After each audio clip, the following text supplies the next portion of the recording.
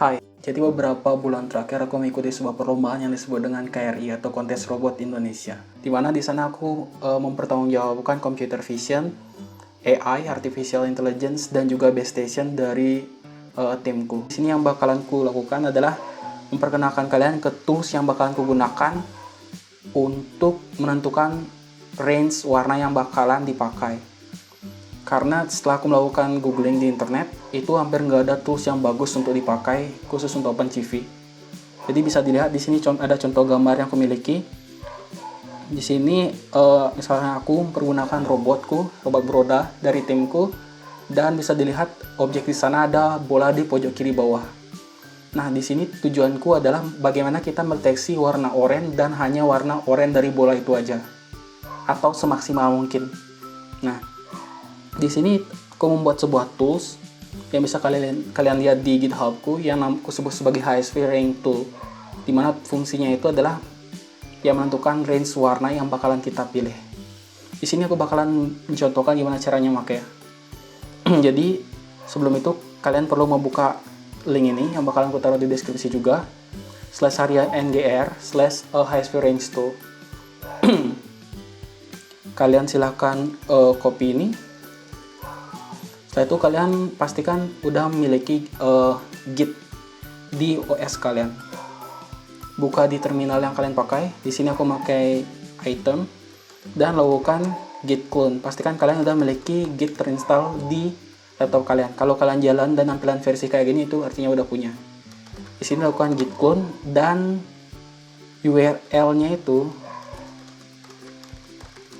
kalian ambil dari GitHub-nya ini. Sambil nunggu di sini aku juga mau jelasin. Oh, udah cepat banget. Nih lagi bentar. Sekarang kita bisa masuk ke folder HSV Range Tool-nya itu. Kita cd, kita change directory ke HSV Range Tool. Di sini aku bakal buka pakai VS Code untuk ngejelasin secara kasar. Oke, ini VS Code. Di sini aku punya dua gambar yang bakalan ku jadiin contoh. Iya, aku naruh gambar di repo-nya itu yang ada akunya sendiri. Mantap. Di sini ada gambar, itu kuambil dari banyak video. Kuambil bagian bola-bolanya aja. Jadi itu tips pertama, ambil bolanya, ambil foto dari objek yang kalian cari di berbagai kondisi pencahayaan, malam, siang.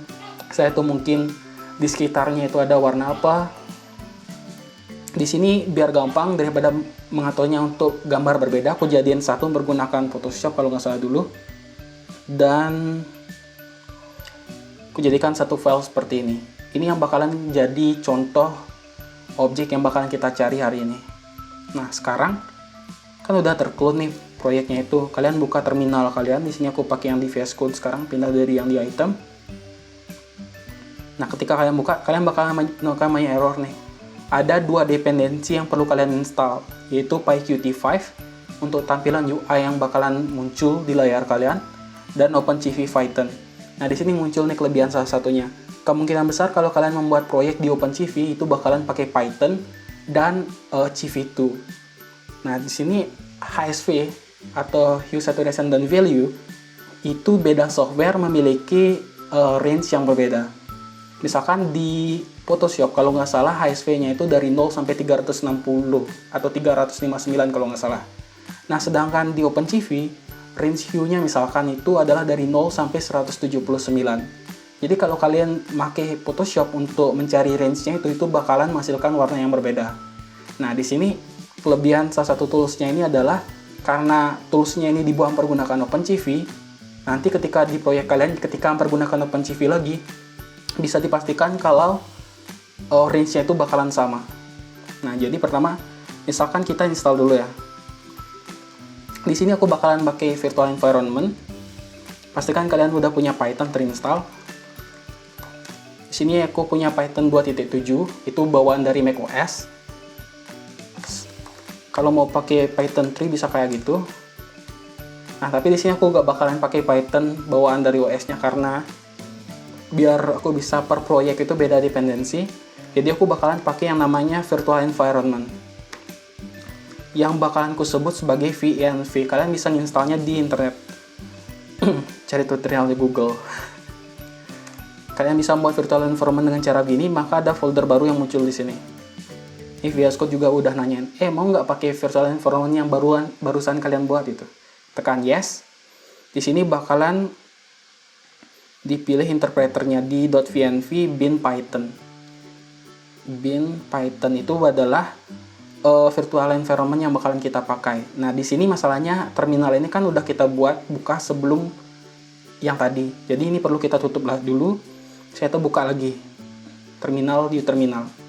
Nah, dari VS Code bakalan otomatis mengaktifkan virtual environment yang tadi. Atau kalian kalau nggak kebuka otomatis bisa klik source, nama virtual environment kalian, setelah itu bin, setelah itu activate. Itu untuk di macOS dan Linux. Ciri-ciri dia itu udah kebuka adalah di depan nama folder kalian itu ada tulisan venv atau nama virtual environment kalian. Sekarang misalkan kita buka Python yang dipakai itu bukan Python dari OS kita lagi, tapi Python dari virtual environment-nya di sini.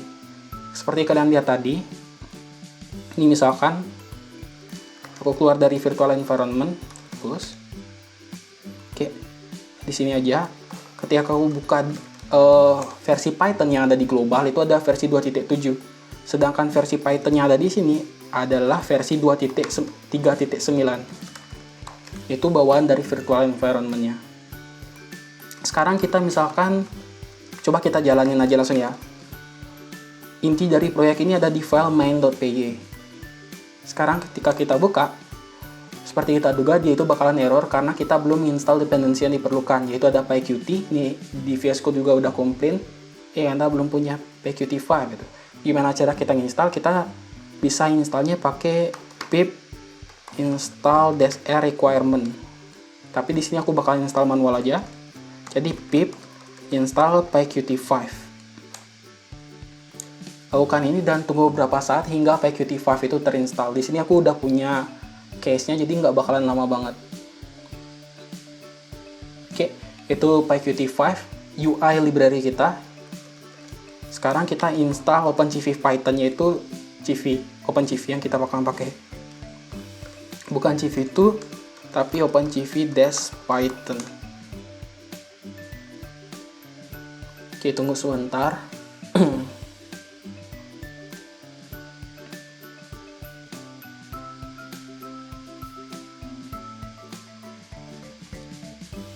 Oke, sekarang udah terinstall, kita bisa melihat di file main.py lagi.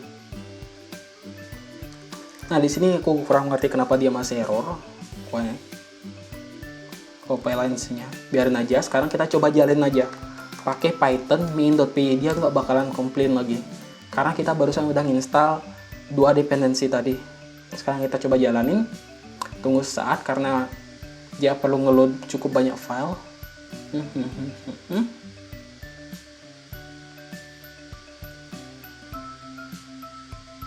Oke, kita lihat contoh example-nya.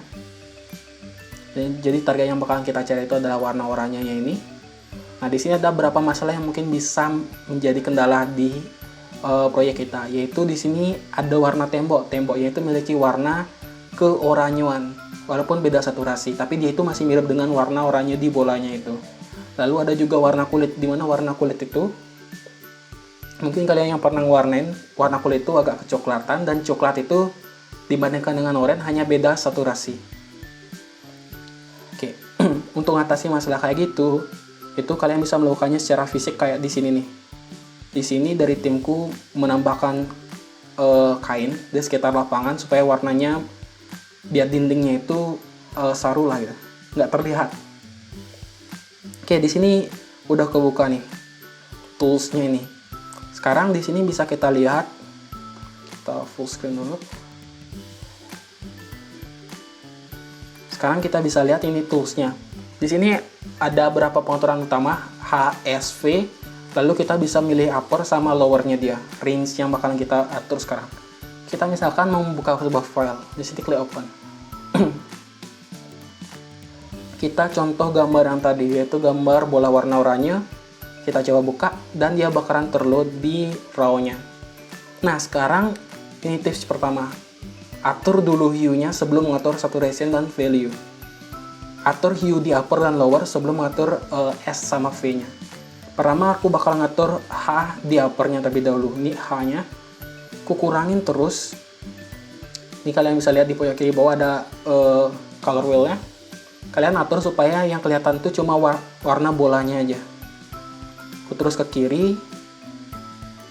Terus, tapi jangan sampai bolanya itu kemakan juga. Kalian bisa lihat di pojok kanan atas, kalian buat sampai bolanya itu cuma bolanya aja yang berwarna putih itu. Yang selain bola, sebisa mungkin nggak berwarna putih. Ini aku terus kurangi. Dan oke, mulai dari sekitar sini warna bolanya itu udah mulai kemakan. Jadi aku bakalan hindari makan sampai ke sana. Oke, itu upper hue-nya. Sekarang kita bisa lihat dari sebelah kiri. Dari lower hue-nya. Di sini lower hue-nya itu di rata kiri semua, sedangkan upper-nya tadi itu kan tadi dimulai dari rata kanan. Jadi kita untuk yang lower kita rata kiri, kayak ketika main game, kita naikkan pengaturan hue-nya. Sama seperti tadi, naikkan tapi jangan sampai warna bolanya itu kemakan sebisa mungkin. Di sini aku coba naikkan. Oke, mulai dari sini warna bolanya itu udah mulai kemakan. Jadi aku hentikan sekitar sinilah di 2. Nah, sekarang setelah kita ngatur hue-nya dari atas dan bawah udah kelihatan banget nih perubahan drastis dari gambar full. Kita udah membuat mask yang walaupun kurang bersih, kita udah mengisolasi warna bolanya aja. Nah, di sini kita bisa lihat ada warna dinding. Warna dinding tuh mirip kayak warna bola, cuma dinding tuh saturasinya itu lebih rendah. Jadi di lower kita bisa naikin toleransi saturasinya. Kita terus naikin hingga warna dinding tuh menghilang sebisa mungkin. Tapi sebisa mungkin tanpa memakan warna bolanya juga. Ini kita terus naikin. Nah, kita dari sini itu udah mulai kemakan warna bolanya. Jadi mungkin saturasinya bakal aku sekitar sini lah. Kita udah milih lower, kita bakalan masuk ke upper. Sama kayak tadi hue-nya, kita bakalan kurangi saturasinya. Tapi di sini nggak bakalan terlalu ngaruh karena bola oranye kita saturasinya itu tinggi. Sebisa mungkin jangan atur saturasinya. Sekarang apa yang beda di sini?